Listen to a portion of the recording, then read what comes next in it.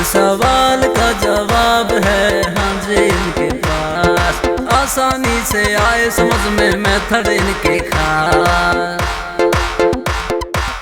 हो केमिस्ट्री और साइंस हम पढ़ते जैसे गेम, हो केमिस्ट्री और साइंस हम पढ़ते जैसे गेम। हो फेवरेट टीचर सबकी अपनी एसवी मैम, हो फेवरेट टीचर सबकी अपनी SV ma'am. Welcome back to my YouTube channel. Last video में हमने बात करी थी कि जो सिलेबस है वो हमारा क्या होगा। इस वीडियो में हम बात करेंगे चैप्टर नंबर 1 जो कि है मैटर इन आवर सराउंडिंग, यानी कि जो हमारे सराउंडिंग में यानी कि हमारे जो चारों तरफ जो मैटर होता है वो किस टाइप का होता है। तो एक्चुअली हम इसके अंदर इस चीज़ के बारे में डिस्कस करेंगे।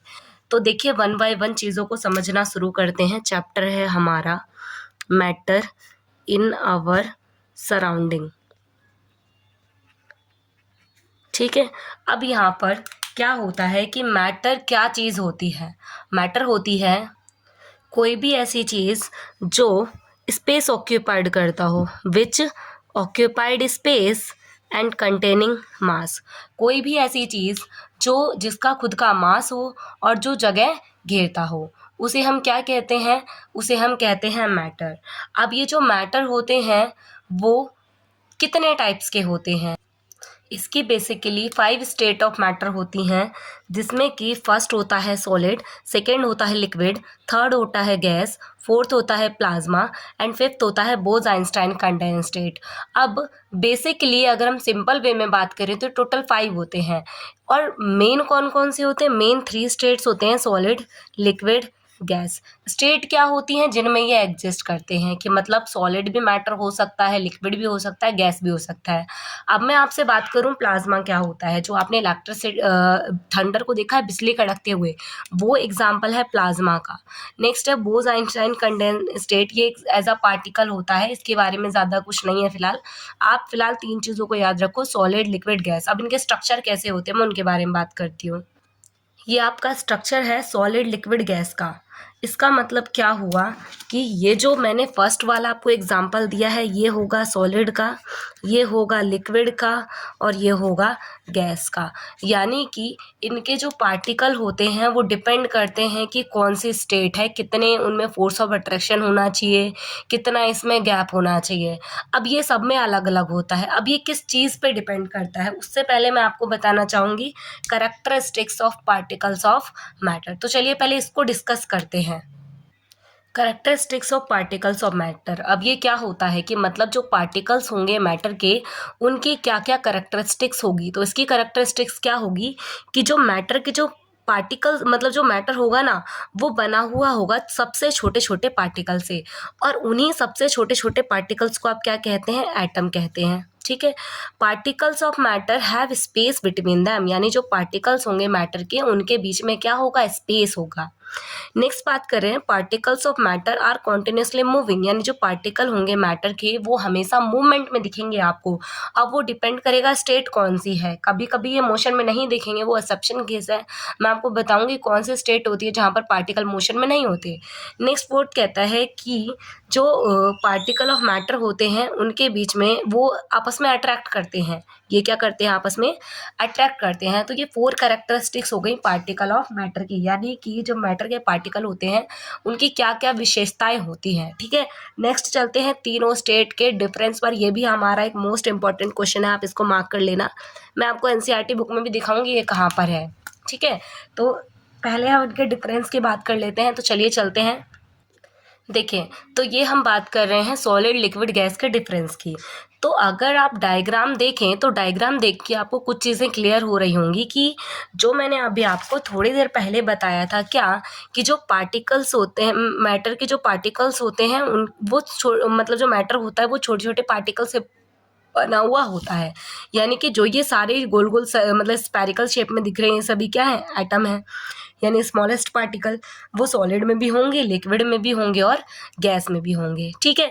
अब यहाँ पर होता क्या है, और नेक्स्ट चीज़ मैंने क्या बताई थी कि जो पार्टिकल्स होते हैं उनके बीच में गैप होता है। नेक्स्ट बताया था पार्टिकल हमेशा मोशन में होते हैं। नेक्स्ट बताया था ये पार्टिकल्स हमेशा अट्रैक्ट करते हैं। अब देखो ये जो पार्टिकल्स हैं ये पार्टिकल बहुत पास पास है, इसका मतलब इनके बीच में जो फोर्स ऑफ अट्रैक्शन होगा वो बहुत हाई होगा। तो आपको यहाँ पे क्या लिखना है, यहाँ पर आप लिखोगे हाई फोर्स ऑफ अट्रैक्शन। वहीं अगर मैं बात करूं इसके अंदर, इसमें लो फोर्स ऑफ अट्रैक्शन है कंपैरिजन टू सॉलिड, क्योंकि इसमें जो पार्टिकल्स हैं वो गैप में हैं और इसमें बहुत ज़्यादा ही गैप है। तो इन दोनों के पॉइंट को लिख लेते हैं। तो इसमें लो फोर्स ऑफ अट्रैक्शन है, इसमें क्या है, very low force of attraction है। अब यहाँ पर अगर आप डायग्राम को देखें तो आपको एक चीज़ और समझ आ रही होगी कि इसके अंदर जो स्पेस है, पार्टिकल्स के बीच का जो स्पेस देख पा रहे हैं, ये वाला स्पेस की बात कर रही हूँ मैं, ये सारा जो स्पेस है वो कम है, इसमें ज़्यादा है, इसमें बहुत ज़्यादा है। तो एक पॉइंट आपका यही हो गया क्या, कि जो स्पेस होगा पार्टिकल्स के बीच में वो ना के बराबर होगा, है ना, नेग्लिजिबल फोर्स ऑफ अट्रैक्शन।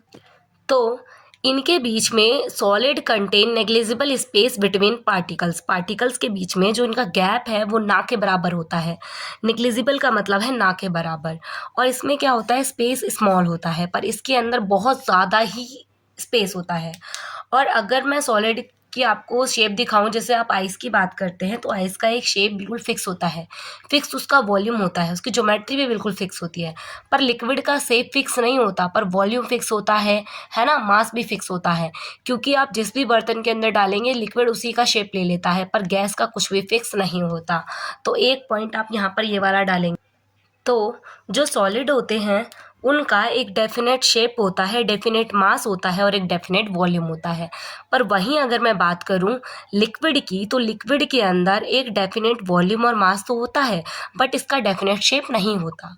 और वहीं अगर मैं बात करूं गैस की, तो गैस के अंदर ना तो डेफिनेट वॉल्यूम होता है, ना तो डेफिनेट शेप होता है, ना ही डेफिनेट मास होता है। ठीक है। और अगर मैं बात करूं सॉलिड की काइनेटिक एनर्जी की, सॉलिड की काइनेटिक एनर्जी की, सॉलिड क्या होता है, सॉलिड का टेम्परेचर बहुत कम होता है क्योंकि 0 डिग्री पे हमारी आइस जमती है ना। तो इसकी जो काइनेटिक एनर्जी क्या होती है, एक मोशन की वजह से, एक टेम्परेचर की वजह से जो एनर्जी होती है। फॉर एग्जाम्पल के लिए अगर मैं आपसे बात करूँ, आप अपने हाथों को ऐसे करके रब करते हैं तो आपको क्या होता है, हीट प्रोड्यूस होती है हाथों में। तो ये क्या है, एज अ मोशन की वजह से जो आपके हाथों में जो एनर्जी आ रही है उसे कहते हैं काइनेटिक एनर्जी। ये डायरेक्टली रिलेटेड होती है मोशन और टेम्परेचर से। ठीक है। तो इसकी जो काइनेटिक एनर्जी होगी वो क्या होगी, 0 होगी, और इसकी जो काइनेटिक एनर्जी होगी वो थोड़ी सी हाई होगी कंपैरिजन टू सॉलिड। पर जो इसकी काइनेटिक एनर्जी होगी ना गैस की, वो बहुत बहुत बहुत ज़्यादा होगी कंपैरिजन टू अदर्स। ठीक है। अच्छा, और जो आपको पता है जो सॉलिड के पार्टिकल्स होते हैं वो फ्लो नहीं कर सकते, सॉलिड कैन नॉट फ्लो, पर लिक्विड फ्लो कर सकते हैं, गैस भी फ्लो। तो ये जो सॉलिड होते हैं वो फ्लो नहीं कर सकते, और जो लिक्विड होते हैं वो फ्लो कर सकते हैं, गैस भी फ्लो कर सकती है। अब आप सोच रहे होंगे गैस कैसे फ्लो कर सकती है, जब आपके घर में कुछ टेस्टी सा खाना बन रहा होता है तो आपके नोज़ तक एक बहुत अच्छी सी खुशबू आती है, जिससे आपको पता चलता है कि मतलब अच्छा आज घर में कुछ टेस्टी बन रहा है, यानी वो जो गैस है फ्लो करके एयर के साथ आई, तो इसी वजह से आपको पता चला गैस क्या है, फ्लो करती है। और जो सॉलिड होते हैं वो रिजिड होते हैं, रिजिड का मतलब कठोर होते हैं। एग्जाम्पल के लिए मैं इस मार्कर को ही लेकर चलूँ, मतलब इस कलर को लेकर चलूँ, तो क्या ये प्रेस हो पा रहा है, नहीं हो रहा है, इसका मतलब ये रिजिड है।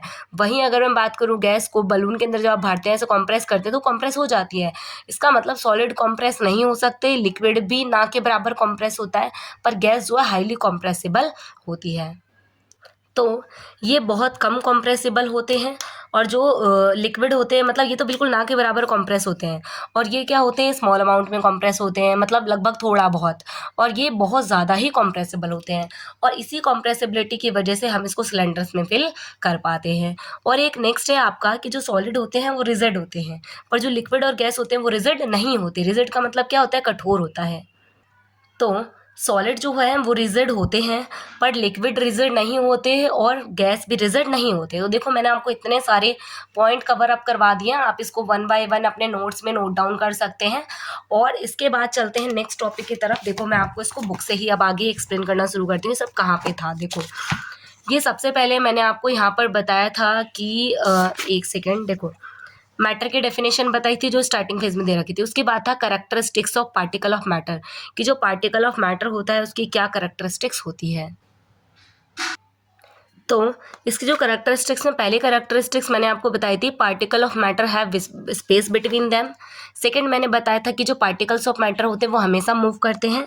नेक्स्ट मैंने आपको बताया था कि जो पार्टिकल ऑफ मैटर होते हैं वो एक दूसरे को अट्रैक्ट करते हैं। तो इसमें ये सारी चीज़ें थी, और यहाँ पर आपको कुछ चीज़ों को सेपरेट करना है कि जो मतलब मैटर होते हैं वो सॉलिड, लिक्विड, गैस किस टाइप से होते हैं। इनमें से आप सेपरेट कर सकते हैं कि चेयर क्या है, सॉलिड है, एयर क्या है, गैस है, लव क्या है, ये मैटर नहीं है, ये मैटर नहीं है। स्मेल ये भी मैटर नहीं है। हेट ये भी मैटर नहीं, क्योंकि ये सारी फीलिंग्स है। और आमंड ये मैटर हो सकता है। थॉट ये मैटर नहीं है। कोल्ड ये मैटर नहीं है। लेमन मैटर है। तो इस तरीके से आपको कैटेगराइज करना है। इसके बाद एक लास्ट क्वेश्चन मोस्ट इंपॉर्टेंट है, क्या what are the characteristics of particles of matter, जो मैंने आपको अभी बताया था, जिसके मैंने पॉइंट्स आपको लिखवाए थे। मैं आपको दिखा देती हूँ, ये वाले पॉइंट्स की बात करें, ये मोस्ट इंपॉर्टेंट है, तो आप इसको भी नोट डाउन कर सकते हैं। नेक्स्ट क्या है यहाँ पर, अगले इस कॉन्सेप्ट की तरफ चलो। यहाँ पर ये वाले क्वेश्चन मोस्ट इम्पॉर्टेंट है कि यहाँ पर आपको एक तो 3 स्टेट्स बताने थे, मतलब जो स्टेट थे सॉलिड, लिक्विड, गैस, उन तीनों को कैटेगराइज करने थे, लाइन खींच के उसमें डिफरेंस आपको बताने थे। और नेक्स्ट अगर मैं यहाँ पर बात करूँ, इसके बाद है नेक्स्ट ये रिजिडिटी। रिजिडिटी क्या होता है? रिजिडिटी एक ऐसी टेंडेंसी होती है जो सॉलिड रहने में हेल्प करती है। ये एक सॉलिड की एक प्रॉपर्टी होती है रिजिडिटी। कॉम्प्रेसिबिलिटी क्या होता है? To reduce interstitial gap. Interstitial gap क्या होता है? जो पार्टिकल्स के बीच का जो गैप होता है उसे कहते हैं इंटरस्टिशियल। स्पेलिंग देती हूँ मैं, इंटरस्टिशियल गैप। तो जो पार्टिकल्स के बीच का जो गैप होता है उसे कहते हैं इंटरस्टिशियल गैप, और इसी गैप को रिड्यूस करना कहलाता है कॉम्प्रेसिबिलिटी। नेक्स्ट होता है फ्लूइडिटी। फ्लूइडिटी होता है जो फ्लो करने की टेंडेंसी होती है, the tendency to flow, the tendency of a particle of matter, जो भी टेंडेंसी ऑफ जो टेंडेंसी होती है पार्टिकल ऑफ मैटर के फ्लो करने की, ठीक है, the tendency to flow of matter particle are called a fluidity. तो आप इसको प्रॉपर वे में लिख सकते हैं, it is a property of matter. Matter की प्रॉपर्टी होगी किस चीज़ की? फ्लो करने की। नेक्स्ट है फिलिंग अ गैस कंटेनर। कैसे आप फिल कर सकते हैं इसको गैस कंटेनर में? क्योंकि देखो जो गैस जो गैस होती है वो हाईली कंप्रेसिबल होती है, इस वजह से आप इसको सिलेंडर्स में फिल कर पाते हैं। नेक्स्ट है kinetic energy, most important. Kinetic energy is totally related to temperature और motion, are called kinetic energy. Next है डेंसिटी। डेंसिटी क्या होता है? Mass per unit volume is called density, यानी m अपॉन में v और d, ये इसका formula, d equal to m upon में v, this is a density formula. और इसकी डेफिनेशन क्या होगी? Mass per unit volume is called density. तो आप यहाँ से इसको क्लियर कर सकते हैं। नेक्स्ट यहाँ पर देखो, ये यहाँ पे दिया गया आपको कि कन्वर्ट करने के लिए, जब ये कन्वर्ट करने के लिए चीज़ें दी होती है तो इसको कैसे कन्वर्ट करते हैं, मैं आपको इसकी एक ट्रिक बता देती हूँ ताकि आप इसको ईजिली कर सकें। देखो,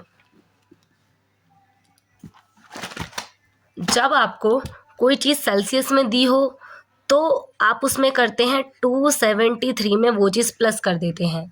वही जब कोई चीज़ आपको दे रखी होती है केल्विन में, आप 273 में उसको कर देते हैं माइनस। अब इसको कैसे याद रखेंगे? देखो, आपने ना आगे वाले चैप्टर्स के लिए ध्यान रखिए, एक चीज़ होती है कैटायन। क्या होती है? कैटायन। कैटायन का मतलब होता है पॉजिटिव और एनायन का मतलब होता है नेगेटिव।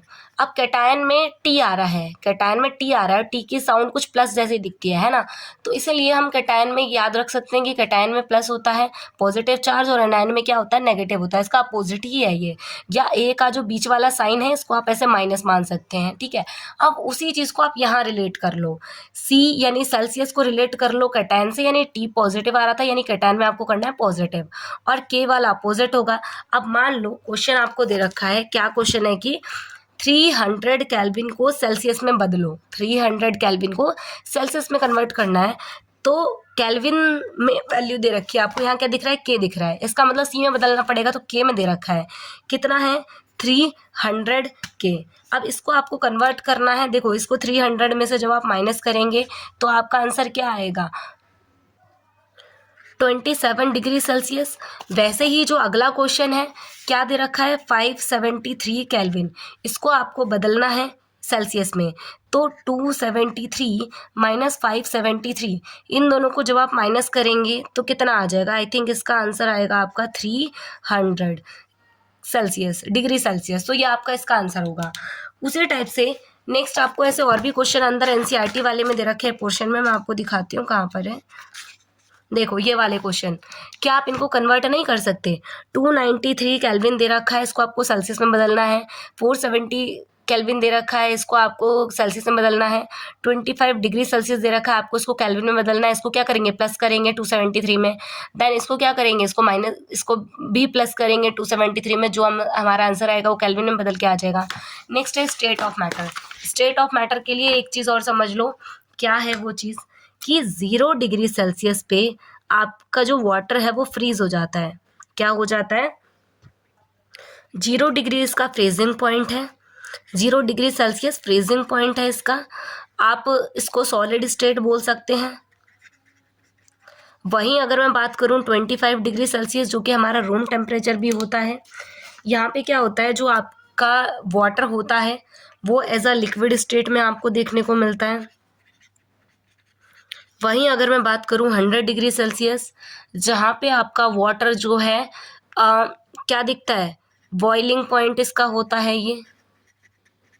वहीं और अगर स्टेट की बात करूं तो ये गैसियस प्लस लिक्विड स्टेट होती है। वहीं अगर मैं बात करूं 250 डिग्री या फिर इससे अब कोई भी वैल्यू आपके पास आ जाए तो आपको सिंपली उसमें लिख देना है ये क्या है? गैसियस स्टेट है वाटर की। ठीक है, तो ये चीज़ें इस टाइप से होती हैं। और अगर आपको 5 यानी 2 डिग्री से 5 डिग्री सेल्सियस तक समथिंग 5 से 7 के अप्रॉक्स कोई वैल्यू दिखे तो वो होता है मेल्टिंग स्टेट। यानी जहाँ पर, एक सेकेंड, मेल्टिंग स्टेट होती है जहाँ पर आपकी जो सॉलिड है वो धीरे धीरे मेल्ट करना स्टार्ट कर देती है। अब ये अगर आपने समझ लिया है तो आप इसको ईजिली कर लेंगे। देखो 250 डिग्री सेल्सियस यानी कि क्या है? गैसियस पॉइंट है। और वहीं आपको अगर मैं बोलूँ 100 डिग्री सेल्सियस, ये बॉइलिंग पॉइंट है वाटर का। देन एक एनसीईआरटी क्वेश्चन है आपका 25 डिग्री सेल्सियस, ये लिक्विड स्टेट है। 0 डिग्री सेल्सियस ये एक फ्रीजिंग पॉइंट है, यानी ये मेल्ट आइस वाला स्टेट है। देन 100 डिग्री सेल्सियस ये क्या है? बॉइलिंग पॉइंट है। ठीक है, तो ये चीज़ें इस टाइप से होंगी।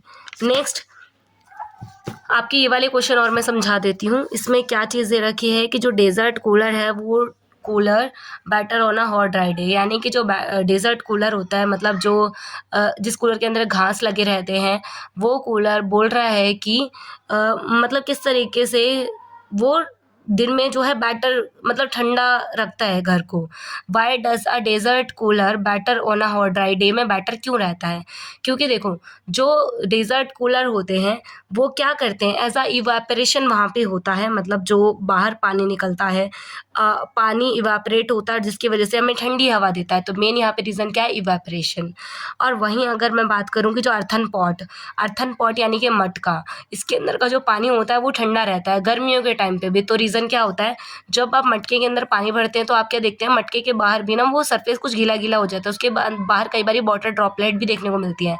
तो जब वो पानी बाहर इस मटका इसको यानी कि जो मटका होता है उसके अंदर बहुत टिनी पोर्स होते हैं, वो टिनी पोर्स इस वाटर को एब्जॉर्ब कर लेते हैं। एब्जॉर्ब करके वो खुद को गीला गीला शो करते हैं, ऊपर से वेटन दिखाते हैं। और जिसकी वजह से जब बाहर की जो ठंडी हवा होती है जब उस मटके को टच करती है तो मटके को ठंडा कर देती है, जिसकी वजह से अंदर का पानी भी ठंडा हो जाता है। तो इसका रीज़न भी क्या है? इवापोरेशन है। नेक्स्ट है क्या कि जो why does able to sip hot tea और a milk faster from a saucer rather than a cup. जो गर्म दूध हो या चाय हो, ये दोनों की दोनों चीज़ें कप की वजह, जो सॉशर होता है ना ऐसे करके प्लेट होती है, उसके अंदर जल्दी ठंडे हो जाते हैं। रीज़न क्या है? क्योंकि यहाँ पे सरफेस एरिया का फ़र्क पड़ रहा है, क्योंकि कप का सरफेस एरिया छोटा है और प्लेट का सरफेस एरिया क्या है? ज़्यादा है। इस वजह से वो प्लेट में जल्दी ठंडे हो जाते हैं।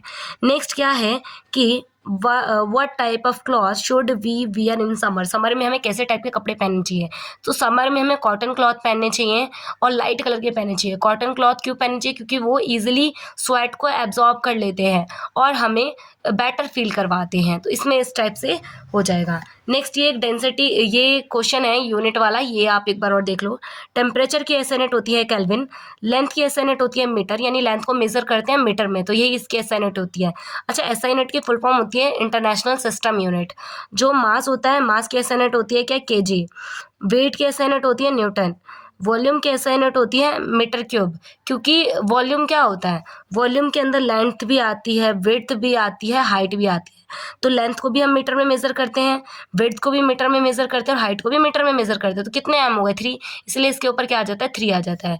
वहीं अगर मैं बात करूँ डेंसिटी की, तो डेंसिटी मैंने क्या बताया था, मास पर यूनिट वॉल्यूम। तो मास की SI यूनिट क्या है kg और वॉल्यूम की SI यूनिट क्या है मीटर क्यूब। तो या तो आप ये लिख दो या तो m को ऊपर ले जा सकते हैं, क्या आएगा kg m-3। जब कोई चीज़ अपॉन से ऊपर जाती है तो उसकी पावर इन्वर्स में हो जाती है। तो डेंसिटी का ये हो गया। नेक्स्ट है प्रेशर। प्रेशर की यूनिट होती है पास्कल, जिसको डिनोट करते हैं PA से। इसी के साथ ही आपका ये वाला चैप्टर होता है कंप्लीट। अगर कोई किसी तरीके का आपका डाउट है तो आप कमेंट में डाल सकते हैं। नेक्स्ट मिलते हैं अगले चैप्टर के वीडियो लेक्चर पर। अगर वीडियो अच्छा लगा है, वीडियो हेल्पफुल लगा है, तो वीडियो को लाइक कर सकते हैं आप लोग, और ऐसे ही और वीडियोस के लिए आप चैनल को सब्सक्राइब कर सकते हैं। अपने फ्रेंड्स में शेयर करिए ताकि उनके भी हेल्प हो। Thank you so much watching this video. हर सवाल का जवाब है हाँ जी इनके पास, आसानी से आए समझ में मेथड इनके खास। हो केमिस्ट्री और साइंस हम पढ़ते जैसे गेम, हो केमिस्ट्री और साइंस हम पढ़ते जैसे गेम। हो फेवरेट टीचर सबकी अपनी SV मैम, हो फेवरेट टीचर सबकी अपनी SV मैम।